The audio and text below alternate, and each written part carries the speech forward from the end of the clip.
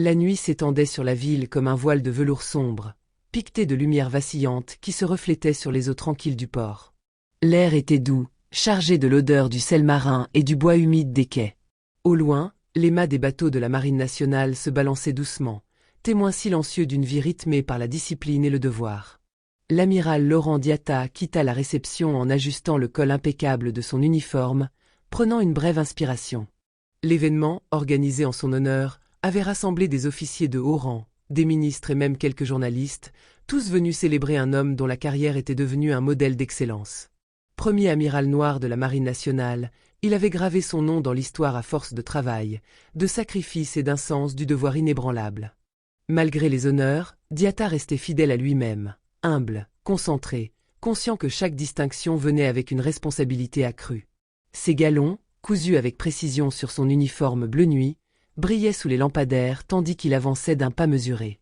Il n'était pas qu'un officier respecté, il était une légende vivante. Ses médailles d'acier et d'or, symboles de décennies de service, captaient la lumière artificielle de la ville alors qu'il se dirigeait vers sa voiture. Un véhicule de service sobre et officiel, reflet de son caractère, efficacité avant tout. À quelques mètres de là, son chauffeur, un homme de confiance, attendait, immobile, mains croisées derrière le dos. Il connaissait les habitudes de l'amiral, toujours un dernier regard sur le port, un moment de contemplation avant de quitter les lieux. Les bruits de la ville, bien que lointains, formaient une sorte de symphonie urbaine. Des rires étouffés s'échappaient des terrasses voisines, des klaxons résonnaient sporadiquement et, quelque part plus loin, un saxophone improvisait une mélodie mélancolique. Mais alors que Diatta tendait la main vers la portière de sa voiture, une voix sèche et autoritaire déchira l'instant de calme. « Hey, toi là, bouge pas !» Un silence glacé tomba immédiatement. Diatta se retourna lentement, son regard sombre croisant celui d'un homme au visage fermé. Devant lui, un jeune policier blanc, l'agent Antoine Morel, affichait une expression mêlant tension et défiance. Il tenait sa lampe torche d'une main ferme, l'autre reposant dangereusement près de son arme de service. Morel, récemment affecté à cette zone prestigieuse de la ville, portait encore l'arrogance d'un débutant avide de faire ses preuves. L'autorité du badge gonflait son ego, et il voyait dans chaque silhouette suspecte une occasion d'exercer son pouvoir. Et ce soir-là, pour lui, cet homme noir en uniforme militaire était suspect. « Pose tes mains bien en évidence. »« Identité » lança-t-il d'un ton qui ne laissait place à aucune discussion. L'amiral Diatta ne répondit pas immédiatement. Son visage resta impassible, mais un léger froncement de sourcils trahit une exaspération contenue. Il était un homme de sang-froid, entraîné aux situations de crise, mais il savait reconnaître le danger dans le regard d'un homme armé. Il avait vu cette scène se jouer tant de fois. Ce regard de défiance, ce ton accusateur, cette façon de considérer son existence comme une anomalie. Peu importait son uniforme, peu importaient ses médailles. Il savait que dans l'esprit de ce policier, il n'était qu'un intrus. Agent, J.E. suis l'amiral Laurent Diatta de la Marine nationale. Cette voiture est la mienne. Je vous conseille de calmer le jeu. Morel ne l'écouta même pas. Il n'entendait que ce qu'il voulait entendre. Il avança d'un pas rapide, la main déjà en train de dégager ses menottes de sa ceinture. Un amiral, hein? Tu crois que je vais gober ça? Habillé comme ça, à traîner près d'une voiture de fonction? T'as volé cet uniforme ou quoi? Les mots résonnèrent dans l'air comme un couperet. Diatta ne bougeait pas. Mais quelque chose dans son regard changea. Un mélange de lassitude et de résolution. Autour d'eux, les bruits de la ville s'étaient estompés. Les conversations s'étaient tues, les pas ralentis. Quelques passants, interpellés par la scène, s'étaient arrêtés, certains dégainant déjà leur téléphone. Les caméras s'allumaient, capturant chaque seconde. À quelques mètres, le chauffeur de l'amiral, un homme habitué aux cérémonies protocolaires et aux personnalités de haut rang, sentit la colère lui monter au visage. Il ouvrit la bouche pour intervenir. « Agent, je vous assure que cet homme est bien. »« Fermez-la. »« J'ai pas demandé votre avis, » tonna Morel, les yeux flamboyants d'autorité mal placée. Un frisson parcourut la foule. L'arrogance, l'abus de pouvoir, l'injustice, tout cela flottait dans l'air comme une odeur de brûlé. Diatta, lui, restait d'un calme olympien. Il savait qu'il ne servait à rien de se battre contre un homme qui avait déjà décidé qu'il était coupable. Alors, il tendit ses poignets et dit simplement, d'une voix posée, mais lourde de sens. « Si vous voulez m'arrêter, allez-y. Mais je vous conseille de réfléchir à vos actes, agent Morel. » Le policier hésita. Just an instant. Mais c'était déjà trop tard. Les regards rivés sur lui, les téléphones braqués, la pression de la foule. Il était déjà allé trop loin pour reculer. Avec un sourire narquois, cherchant à masquer son trouble, Morel claqua violemment les menottes sur les poignets de l'amiral, ignorant les protestations du chauffeur et les murmures horrifiés des témoins.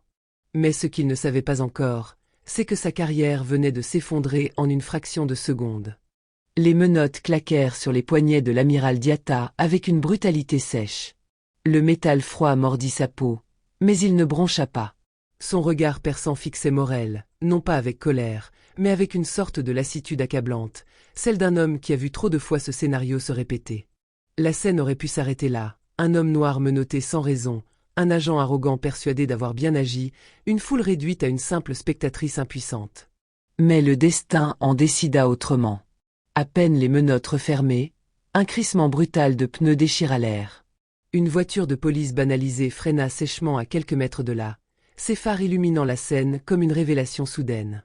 La portière s'ouvrit d'un coup sec, et un homme en uniforme jaillit.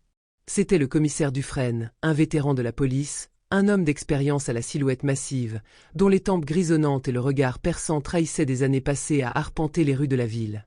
Il avait vu beaucoup d'horreurs dans sa carrière, mais ce qu'il voyait à cet instant le foudroya d'effroi. Son cœur manqua un battement. Là, devant lui, enchaîné comme un vulgaire criminel, se tenait l'amiral Laurent Diatta. L'homme que tout un pays respectait. L'homme décoré par l'État pour bravoure et service exceptionnels. L'homme dont le nom figurait dans les livres d'histoire. « Emendu » hurla-t-il en se précipitant. « Morel !» Enlevez-lui ses menottes immédiatement. Un silence de plomb s'abattit sur la rue. Les téléphones, toujours braqués sur la scène, capturèrent chaque seconde. Morel cligna des yeux, hébété, comme si un seau d'eau glacée venait de lui être jeté au visage. Il ouvrit la bouche, cherchant ses mots. Mais, commandant, Dufresne explosa. C'est l'amiral Diatta, imbécile. Un héros national. Vous venez de commettre l'erreur de votre vie. La foule retint son souffle. Morel pâlit instantanément. Son visage se vida de toute couleur, sa mâchoire trembla légèrement. La gravité de son acte venait de le frapper de plein fouet. Ce n'était pas juste un contrôle de routine. Ce n'était pas juste une erreur. C'était un scandale. Un scandale qui venait d'être filmé sous tous les angles, retransmis en direct sur les réseaux sociaux, partagé par des milliers de personnes en quelques minutes. Morel recula d'un pas, vacillant. Il voulait fuir, disparaître, effacer ce moment de l'histoire, mais c'était trop tard. Je pensais que... tenta-t-il, sa voix brisée par la panique. Dufresne n'écoutait même plus. D'un geste brusque, il s'approcha et arracha lui-même les menottes des poignets de l'amiral, comme pour effacer cette offense impardonnable. Son souffle était court, sa main tremblante alors qu'il défaisait le verrou métallique.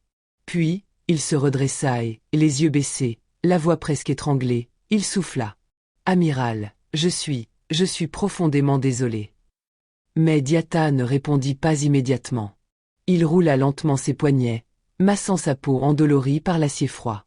Son regard perça Morel, non pas avec rage, mais avec une intensité qui le cloua sur place. Ce jeune policier venait d'être mis face à sa propre ignorance, face à l'ampleur de ses préjugés, face à la brutalité de son propre pouvoir. Morel aurait voulu disparaître dans le bitume. Mais Diatta ne s'adressait plus à lui. Il pivota lentement vers la foule qui continuait de filmer, les regards oscillant entre indignation et fascination. L'amiral savait que ce moment ne concernait pas que lui. Alors, il prit la parole, sa voix calme mais chargée d'une gravité profonde. « Voici la réalité de notre pays. Peu importe mes années de service. Peu importe mes médailles. Peu importe mon uniforme. Aux yeux de cet homme, je n'étais rien d'autre qu'un suspect. » Un frisson collectif parcourut l'assemblée. Ces paroles, simples et percutantes, résonnèrent comme une gifle à la conscience nationale. Et les caméras enregistrèrent tout. Les vidéos tournèrent en boucle sur les réseaux sociaux. En moins d'une heure, La nouvelle s'étendit comme une traînée de poudre. Les hashtags Amiral Diatta, #racisme systémique et #justice pour Diatta envahirent Twitter et Instagram, propulsant l'affaire au sommet des tendances mondiales. Les chaînes de télévision interrompirent leurs programmes pour diffuser l'enregistrement. Des journalistes et des personnalités publiques prirent la parole, dénonçant un système gangrené par les préjugés. Le ministre de l'Intérieur, pris de court par l'ampleur du scandale, fut contraint de réagir. Lors d'une conférence de presse urgente, il déclara que l'incident ferait l'objet d'une enquête approfondie et promit des réformes immédiates. Mais il était déjà trop tard pour Morel. La machine s'était mise en marche. L'état-major de la Marine nationale, furieux de voir l'un de ses plus grands officiers humilié de la sorte, exigea des comptes. L'opinion publique était en feu. Des manifestations éclatèrent dans plusieurs villes, brandissant des pancartes sur lesquelles on pouvait lire « Uniforme ou pas, il reste noir. Respect pour nos héros, justice pour Diatta. » Et Morel? Il fut d'abord suspendu. Puis, sous la pression médiatique et populaire, il passa devant un comité disciplinaire, où ses actions furent examinées sous toutes les coutures. L'issue était inévitable. Il fut renvoyé de la police, sa carrière brisée avant même d'avoir véritablement commencé. Quelques jours plus tard, l'amiral Diatta tint une conférence de presse. Devant un parterre de journalistes, il n'exprima ni colère, ni rancune. Seulement une vérité implacable. Je ne suis pas en colère contre l'agent Morel. Il est le produit d'un système qui, encore aujourd'hui, considère que l'uniforme ne protège pas certains d'entre nous. Mais il est temps que cela change. Il est temps que notre pays regarde cette réalité en face. Ces mots résonnèrent dans tout le pays. Son calme, sa dignité, son refus d'être réduit au statut de victime firent de lui bien plus qu'un officier de la marine. Il devint un symbole. Et pendant que l'amiral continuait à servir avec honneur, l'ancien agent Morel, lui, découvrit la dureté d'un monde où son pouvoir s'était évaporé en un instant. Un instant qui avait tout changé.